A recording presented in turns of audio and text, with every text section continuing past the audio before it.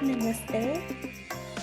So today we are going to connect the dots for a lot of disparate concepts.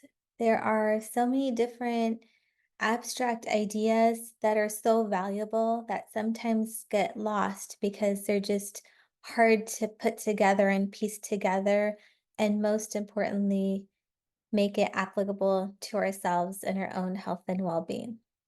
So with that, we'll dive into this chart, which I put together to help just put things in perspective and also just easier see how everything is connected. So starting with the chakras on the left, which essentially is the metaphysical connection.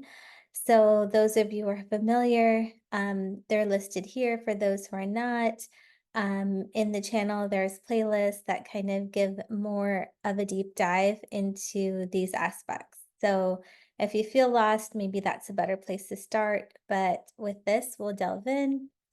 Then we have Vikalpa, which is trauma in applied biomagnetic therapy.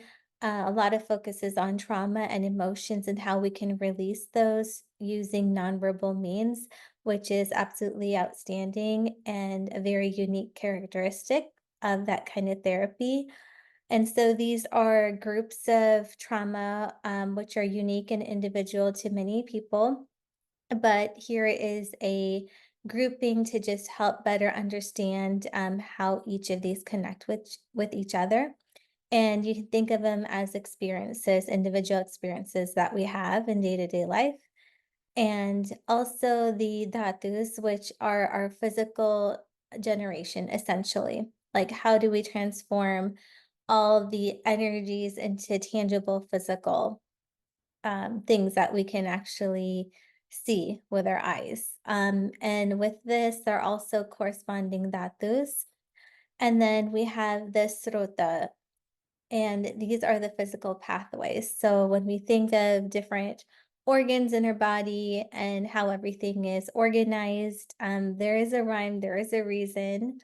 And so these are the corresponding srotamsi for each of the chakras. Then if we moved up to the top, we have the Panchamahabhutas, which are the five elements, which make up everything on this earth, everything on this universe, and everything on infinite universes. They all come down to these five elements. And there's different permutations and those are how things are made up of. And then we have the doshas. These are known as the sub-doshas, which are different from the prakriti doshas, which we will go into later. But the doshas, essentially, they are energetic reactions to an interaction. So everything on here, you can think of it as different interactions and what happens when those interactions meet.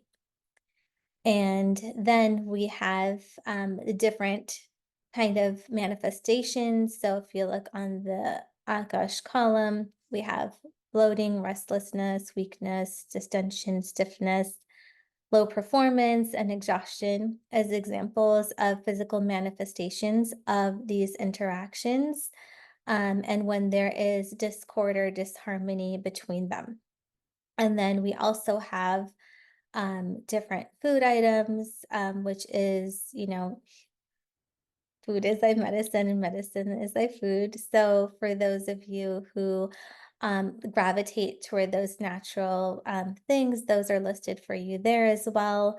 Same effects with Ayurvedic herbs. For those of you who are familiar, we have the respective herbs for those. And then lastly, for those who are into homeopathy, we do have those remedies as well on the right. So all of these have similar characteristics, and that's why they are grouped under that umbrella, if you want to think about it that way.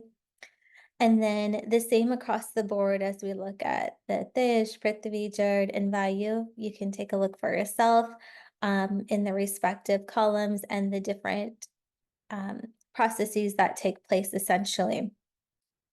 And then if you look to the far right, as these things are processed, if there is any kind of interruption, we do see and feel those effects in between these processes, but also at the end. At the end, which we'll call vipaka, which is the end stage of digestion, or the end stage of interacting with different elements.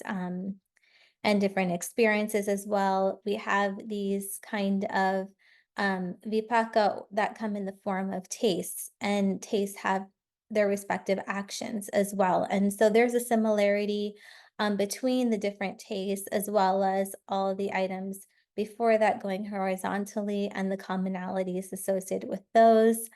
And then lastly, they do come out on the far right in three different ways, which in Ayurveda we call malas, which are Sweda, Mudra, and Purisha. And so these are you can think of excretory pathways that after everything is said and done, after our body has intelligently used everything that it needs, these are the things that, are like, okay, thank you, we are done. And then we excrete them. And so from there, you can see that for the Muladhara chakra line, which is associated with Shukra Dhatu. That one, there is no particular waste product or byproduct that wouldn't be useful.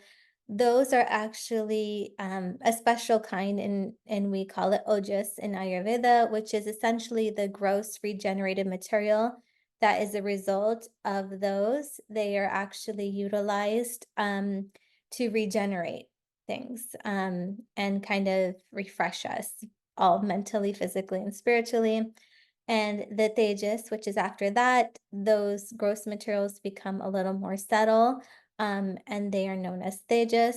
And then lastly, those become more refined, and they are the prana, which is our essentially our life force, our life energy, that which keeps us going and excited, wanting to jump out of bed, and just very clear on our purpose in life, and just everything is balanced. So essentially, if everything is being processed right and all of the elements in here are in balance, those are the three things that essentially we want to get out of anything that we use our sense organs to see or smell. So if we go to the bottom of the chart here, you'll be able to see the Panch Mahabhutika Prakriti, which essentially is our personal constitution. We are all, born with different permutations of these elements. However, generally, we have a predominant one. In Ayurveda, you may have seen many, many different articles and quizzes on what is your dosha. So we have Pitta, Kapha, Vata, and then we also have um, the individual constitution, which relate to the pure elements. And there are 5 different types. So we have the Akashia, which is the influential constitution.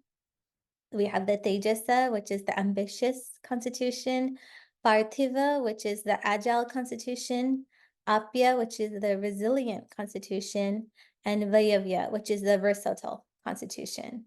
So generally, you can think of, if you really delve into deeply, these different personalities, you can easily pick, oh, yep, I'm definitely that one. And for that, we have other material on the channel, so feel free to check it out. So I won't go into too deep into that. And then we have the karma indriya, which is the sense organs. So the, ears, eyes, nose, tongue, skin. And then respectively with those organs, we have our senses, our 5 senses, respectively: sound, sight, smell, taste, and touch.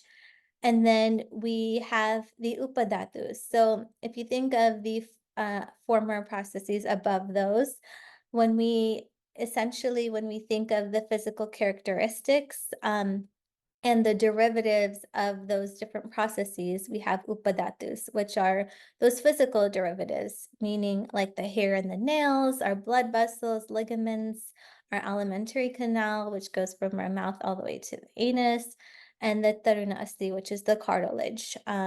And so we have all these different things that go on physically, mentally, spiritually, and in an effort to help put everything together and make it actually usable and applicable. I hope you found this helpful. And thank you so much. Namaste.